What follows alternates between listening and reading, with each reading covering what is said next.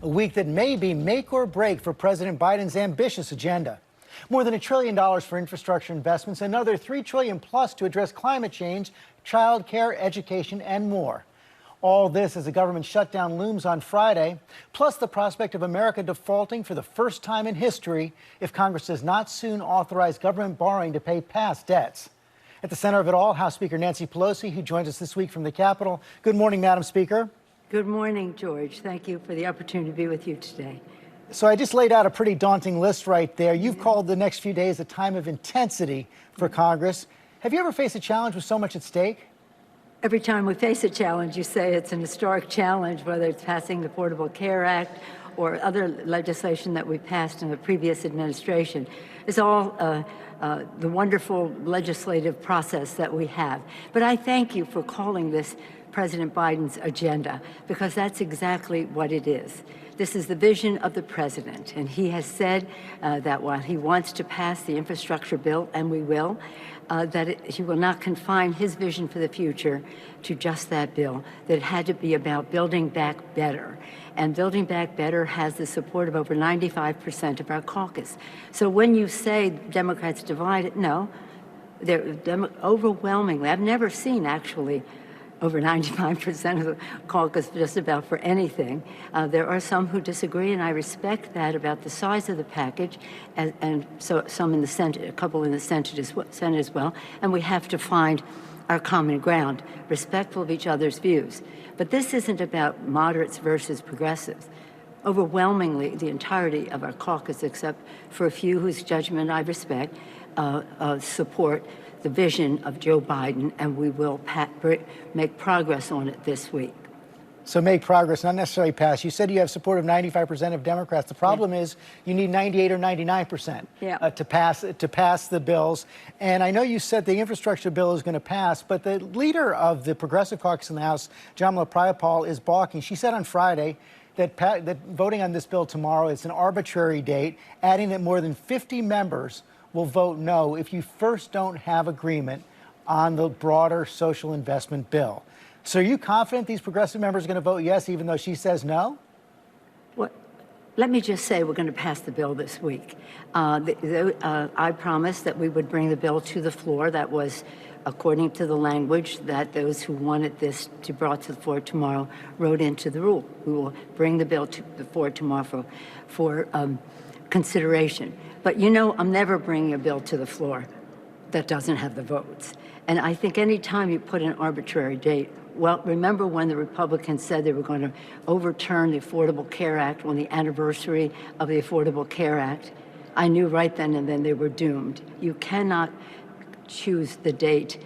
You have to go when you have the votes in a reasonable time, and we will. And I do believe that we will do. First of all, let me just say it's an eventful week. First of all, we have to make sure, just chronologically, we have to make sure we keep government open, and we will. Second of all, we have to honor the vision of President Biden, and we thank him for his leadership and his courage putting forth such a bold package. In order to move forward, we have to build consensus. It's not winners, losers. It's bring people together, and that's what we always do in the Democratic Party. And what President has put forth will create many, many more good-paying jobs, especially in terms of addressing the climate crisis, which has not been fully addressed in the infrastructure bill. It will lower costs for families by lowering the cost of prescription drugs for seniors and healthcare costs across the board. It will give one of the largest tax cuts for the middle class with the Biden child tax credit, and it will be paid for by making everyone pay their fair share. Lower cost, tax cuts, paid for, more jobs for the American people. The question is, can you get everybody to agree to that? If I heard you correctly, you're saying the vote will not necessarily be tomorrow on the infrastructure bill. You're going to put it up when you have the votes to pass it. Yeah, it may be tomorrow. It may be tomorrow, but right. But let me just say, in order to get the votes to pass it, it sounds like you're going to need agreement on the broader social investment bill. Absolutely.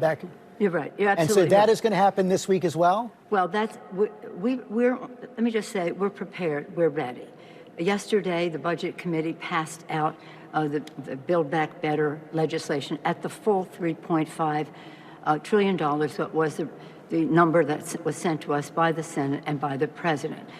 Obviously, with negotiations, there'll have to be some changes in that. The sooner, the better, so that we can build our consensus to go forward. And we will do that.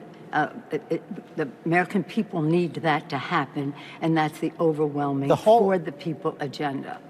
The holdouts in the Senate, of course, everyone knows Joe Manchin, Kyrsten Sinema, at least those two. Joe Manchin says $3.5 trillion is way too much, and it doesn't necessarily have to pass this year. Kyrsten Sinema says she's not going to support any increases in income taxes or corporate taxes. Have you made progress on those issues? It doesn't sound like it. Well, Chuck Schumer and I and Secretary Yellen the other day came forward in a press event and said that we had reached a framework of agreement. People said, well, what are the specific? Well, we'll see what we need. We'll see how the number comes down and what we need in that regard. But we have agreed on an array of pay-fors in the legislation. This will be paid for. So when some say, oh, well, what about inflation? It will be paid for. And that's the beauty of it, by having those in our economy and society who have not paid their fair share, paying their fair share. So again, the Senate and the House, those who are not in full agreement with the president's rate, let's see what our value, let's not talk about numbers and dollars, let's talk about values. And the values are about, I'm sorry? Is the solution to paying for it a carbon tax?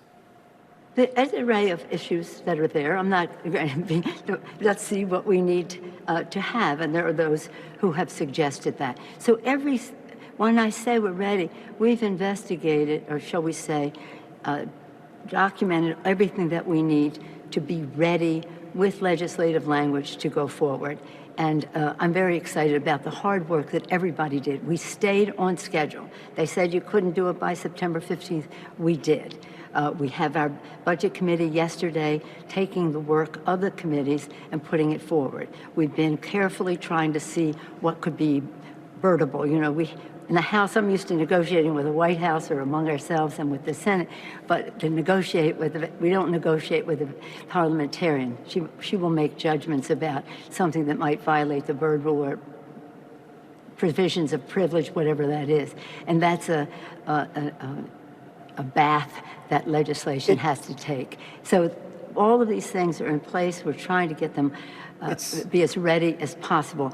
We are ready on our side. We just have to see how quickly the parliamentarian can operate. I know the budget committee passed a resolution calling for $3.5 trillion, but it sounds like you acknowledge that the final number is going to be somewhat smaller than that. Yeah, I mean, that seems self-evident.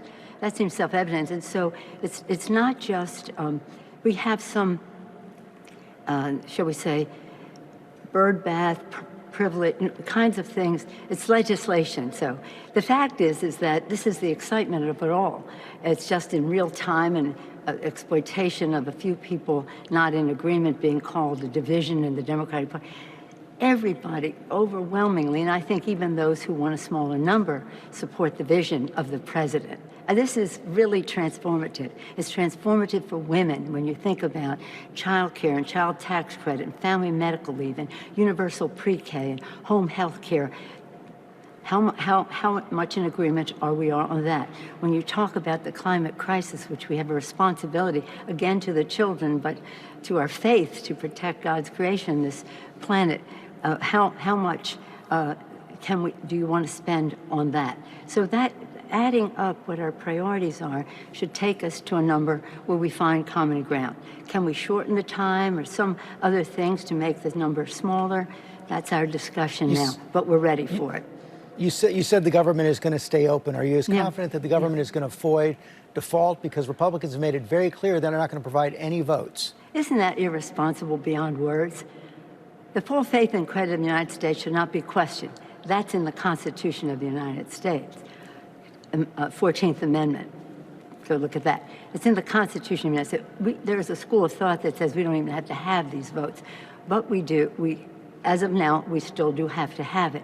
And we cooperated on 3 occasions when President Trump was president in order to lift the debt ceiling. Even to have the discussion that it could possibly be in default, it did the last time, lowered our credit rating.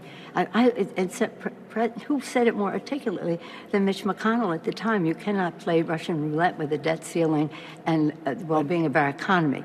So he's willing to eat that right now. Are you confident Democrats can pass it on their own? Well, we want this to be bipartisan. If we didn't want it to be bipartisan, we would have put it in the reconciliation bill.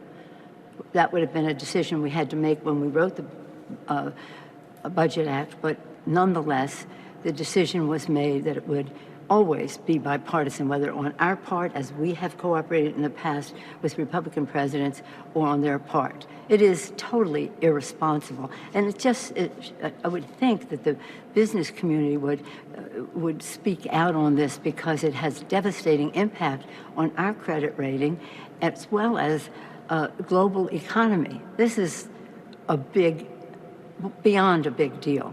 So let's hope that the Republicans will find enough of them find some level of responsibility to our country to honor what's in the Constitution, that we not question the full faith and credit of the United States of America. They know full well what the consequences are. They preached it when the former president was in office, and we always cooperated. It's always been bipartisan, and it should be again. Madam Speaker, thanks for your time this morning. My pleasure. Thank you, George. Bye-bye.